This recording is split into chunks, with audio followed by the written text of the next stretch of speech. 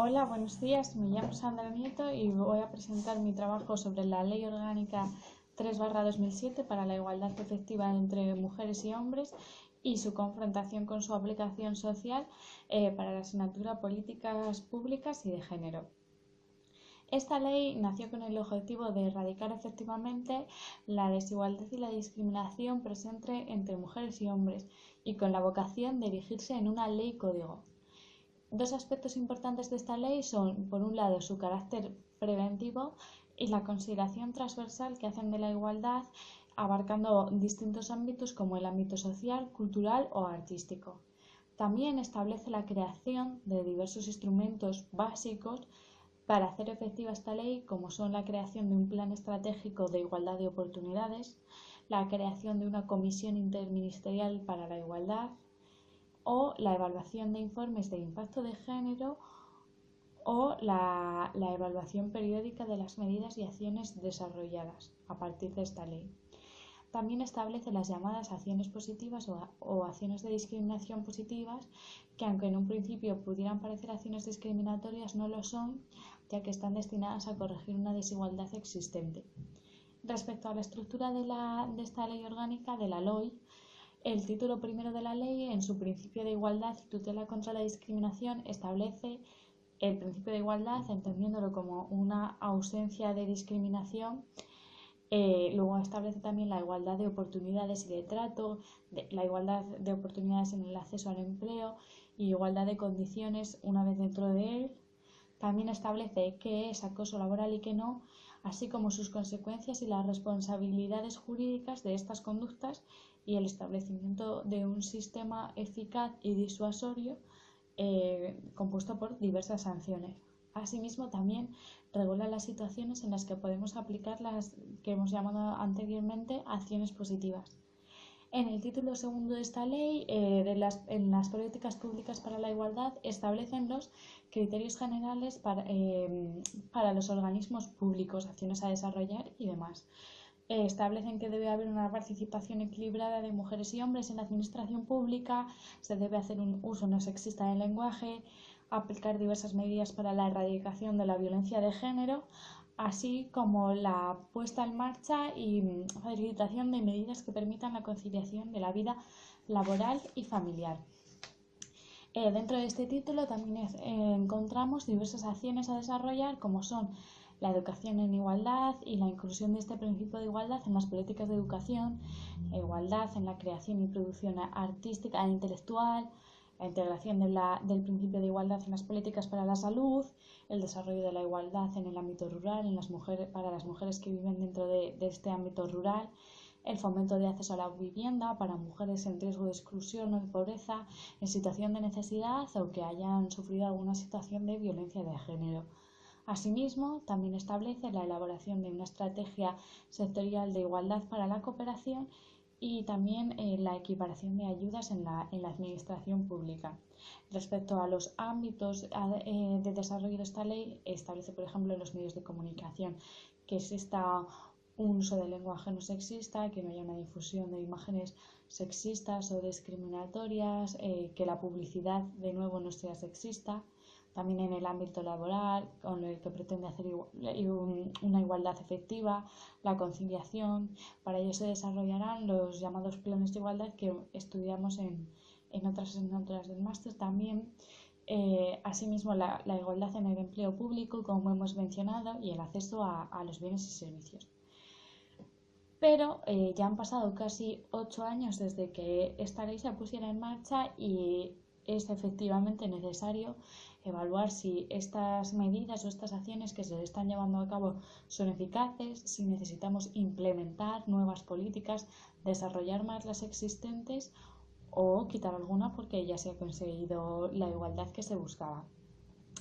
Para comprobar si esta igualdad era efectiva y real, he creído oportuno recurrir a los datos del INE, el Instituto Nacional de Estadística, y me he centrado en 4 criterios básicos. Por un lado, la población que se siente discriminada por sexo, edad y procedencia, haciendo distinción entre españolas y españoles y extranjeros y extranjeras, la proporción de mujeres en el total de asalariados con ganancias bajas, la duración media diaria que dedican tanto mujeres como hombres a las actividades del hogar y a la familia, y el riesgo de pobreza o exclusión social según el sexo o la edad. Voy con el primer criterio. La población discriminada por sexo y edad. Es importante reseñar cómo las mujeres, por ejemplo, entre 15 y 44 años, un 15,88% se siente discriminada frente a un 10,22% de los hombres. Vemos como hay algo más de 5 puntos de diferencia, con lo cual esta ley es necesaria, ya que hay una gran diferencia de porcentajes. Y, por ejemplo, es reseñable la diferencia entre españolas y extranjeras, ya que si hay un 13,08% de españolas que se sienten discriminadas, hay un 26,36% de extranjeras. Con lo cual, quizás en esta ley también deberíamos aplicar políticas o medidas especiales para estas mujeres inmigrantes.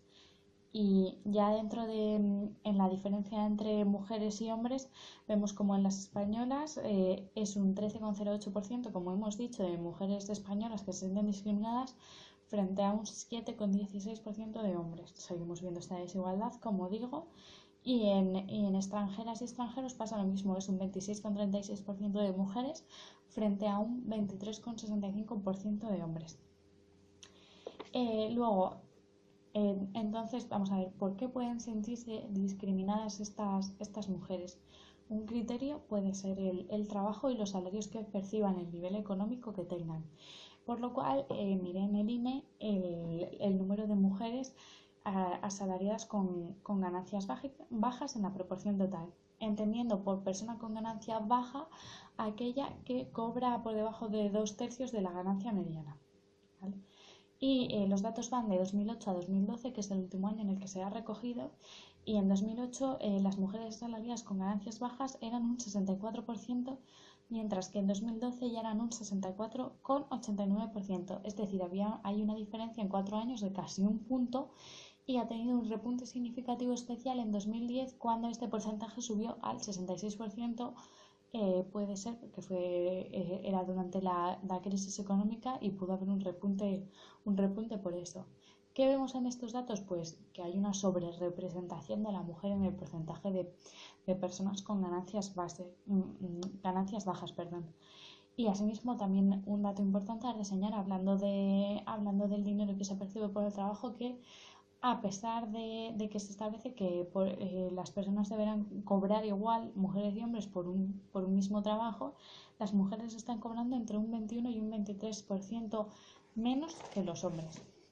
Respecto a la duración media diaria que dedican mujeres y hombres a las actividades del hogar, en el INE vemos como es el doble el porcentaje de horas que dedican las mujeres al que dedican los hombres. 4 horas frente a 2, y en el cuidado de niños vemos también 1 hora de hombres frente a 2 que dedican las mujeres. Aquí también vemos el tópico de la mujer como cuidadora de hijos, pero también de dependientes, el papel de mujer como ama de casa, ya que también las mujeres dedican mucho más tiempo a las actividades culinarias, el mantenimiento del hogar, la confección y el cuidado de la ropa.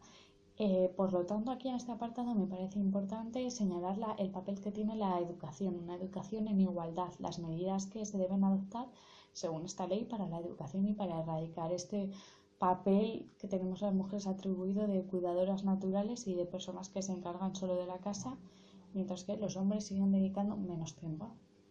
Y finalmente, el último criterio es el riesgo de pobreza o exclusión a que están sometidos mujeres y hombres según su rango de edad.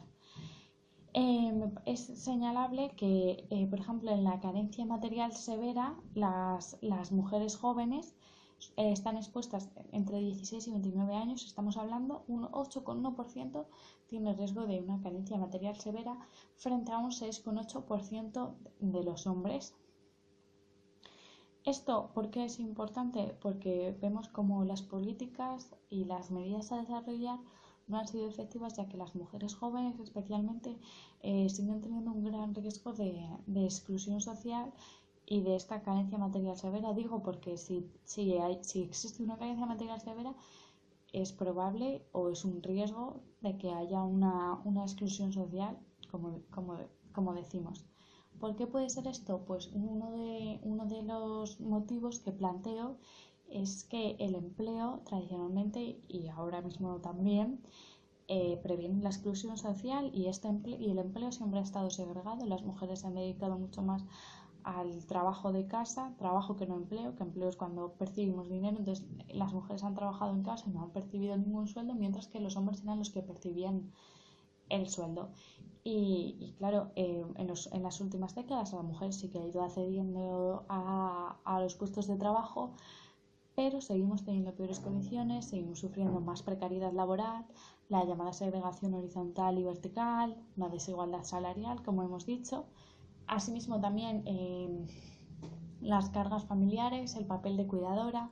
Además, ha aumentado mucho el número de familias monoparentales con la carga económica que eso puede conllevar para las mujeres, que además ya hemos visto que están sobre representadas en el porcentaje de personas con ganancias bajas.